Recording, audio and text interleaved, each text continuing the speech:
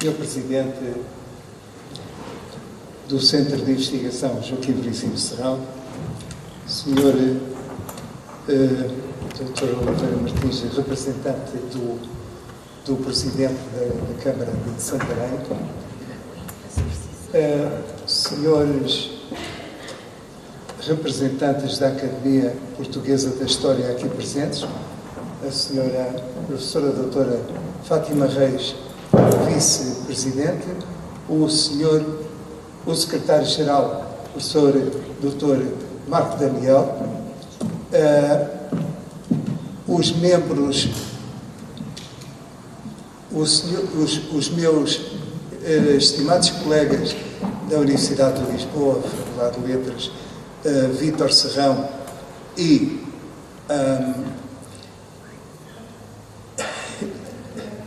Adriana Serrão, peço desculpa, os senhores militares aqui presentes, o meu estimado outros membros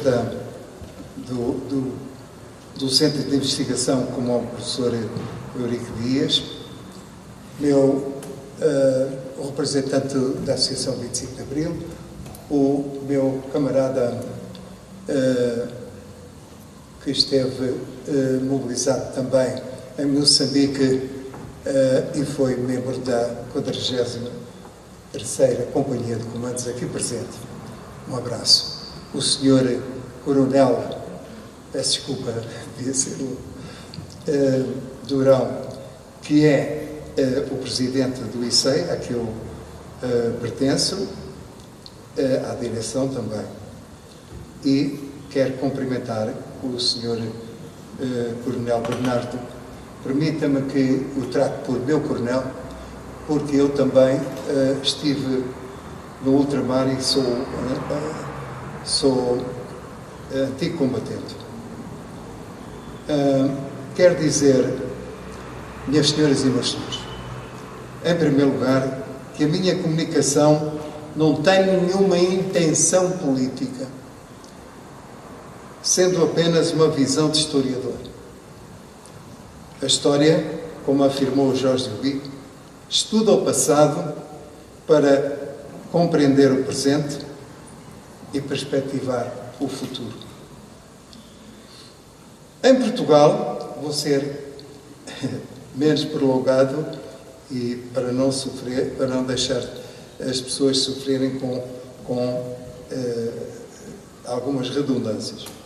Em Portugal, o novo chefe de governo, o professor Dr. Marcelo Caetano, propôs em 68 a chamada evolução na continuidade, a chamada primavera marcelista.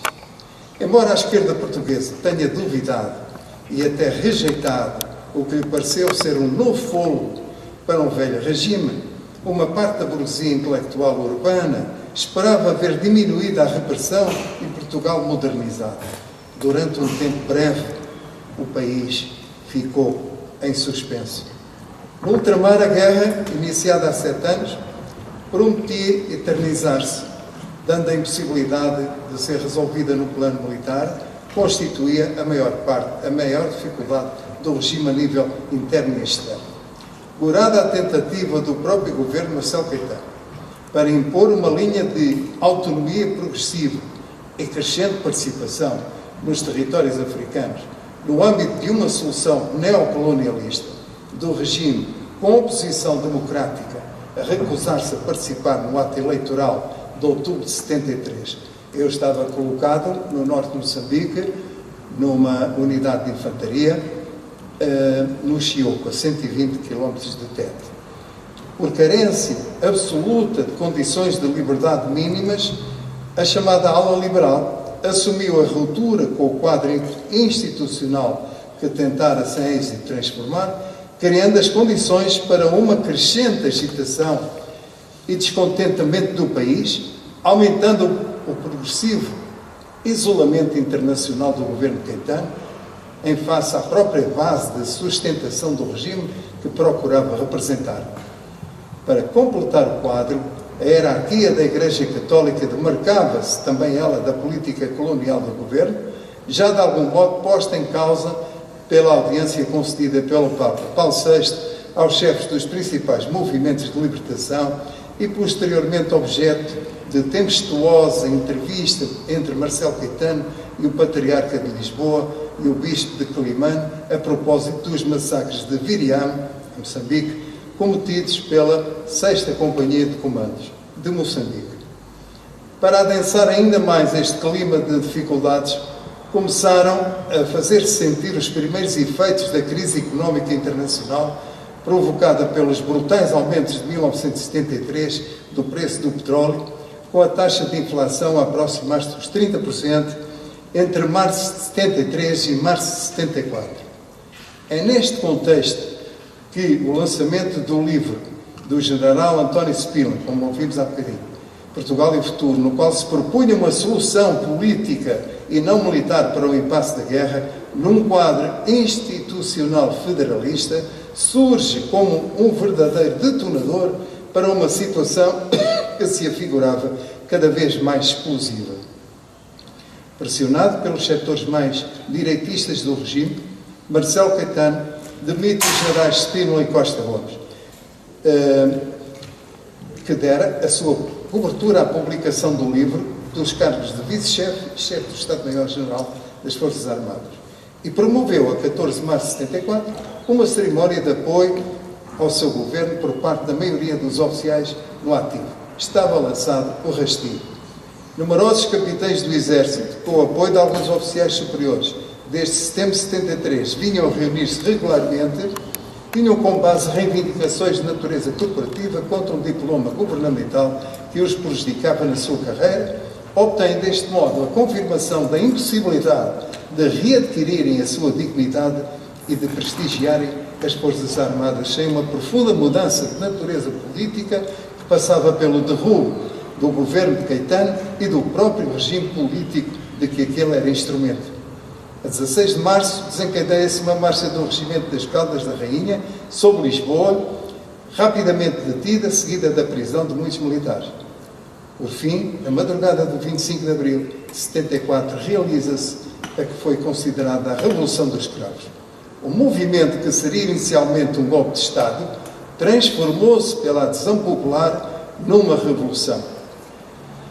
A Revolução do 25 de abril de 74 marca o início da vida democrática de Portugal.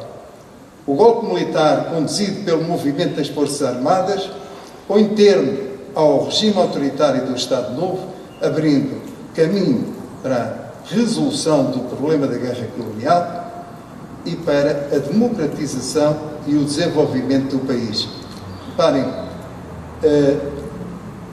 se fosse um discurso político, eu podia optar por 3 conceitos: ou a guerra colonial, ou a guerra da África, ou a guerra do ultramar.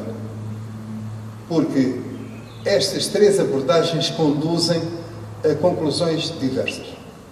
A Revolução dos Cravos foi um dos acontecimentos mais importantes da história de Portugal, porque marcou o fim da ditadura e abriu caminho para a democracia.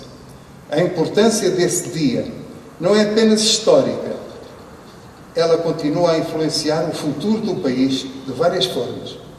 Primeiro, a consolidação da democracia, porque antes do 25 de abril, Portugal vivia um regime autoritário e a Revolução permitiu eleições livres, liberdade de expressão, pluralidade dos partidos políticos, participação dos cidadãos na política.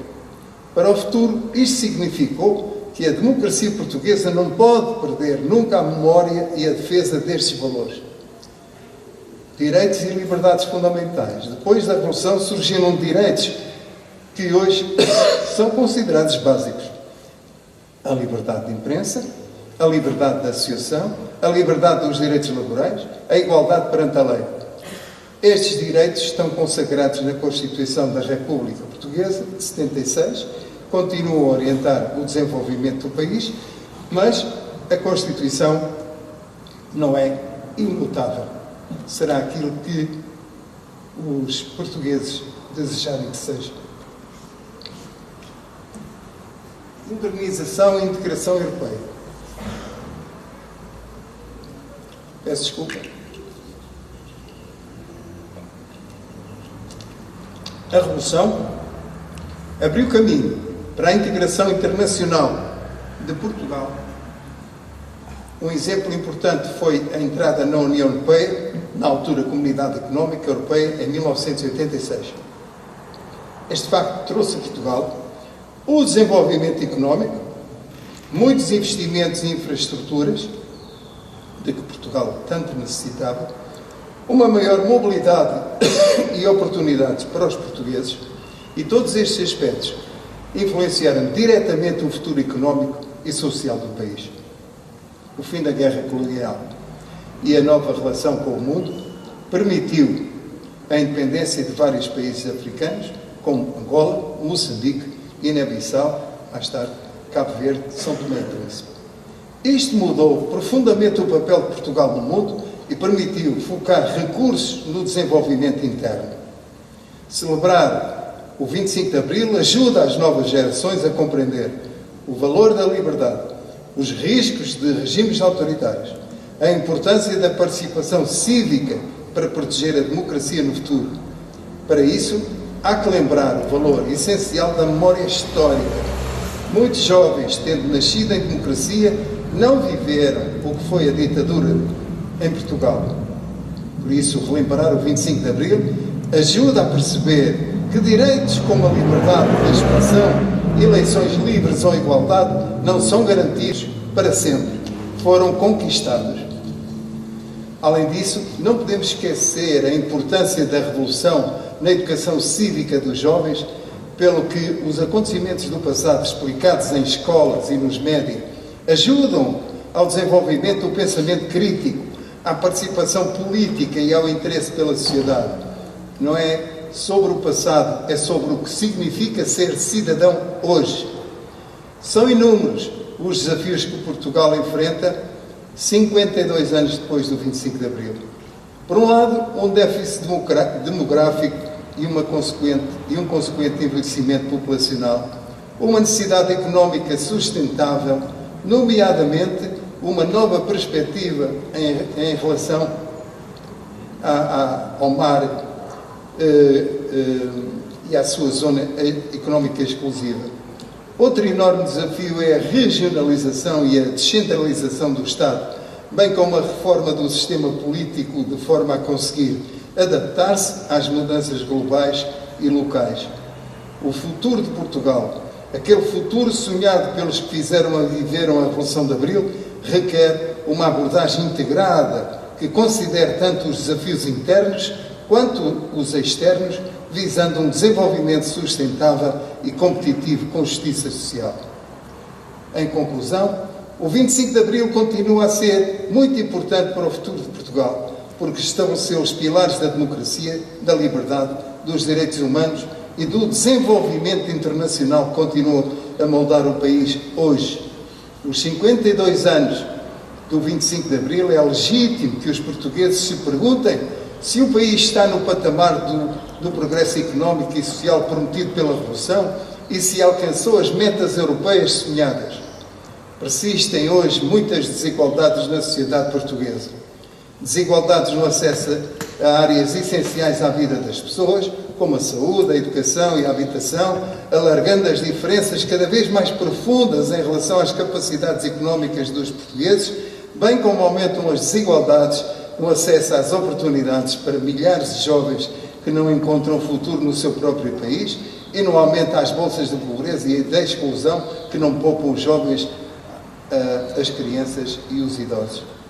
Desejo que Santarém, terra da liberdade, que viu sair Salgueiro-Mar da Escola Prática de Cavalaria para fazer cair o anterior regime, se continue a honrar o seu legado e se concretizem os desígnios do 25 de Abril para o futuro de Portugal, lembrando a Fundação Democrática que instituiu um novo regime, permitindo eleições livres e a consolidação de direitos, liberdades e garantias que abriram Portugal ao mundo e, bem ou mal, permitiram a descolonização e a subsequente integração de Portugal na União Europeia, transformando o país social e culturalmente, dando início à construção de um Estado social com melhorias no acesso à educação, à saúde e à segurança social, permitindo aos portugueses compreenderem os valores da liberdade, que continuam a ser referências para o futuro, focados na cidadania,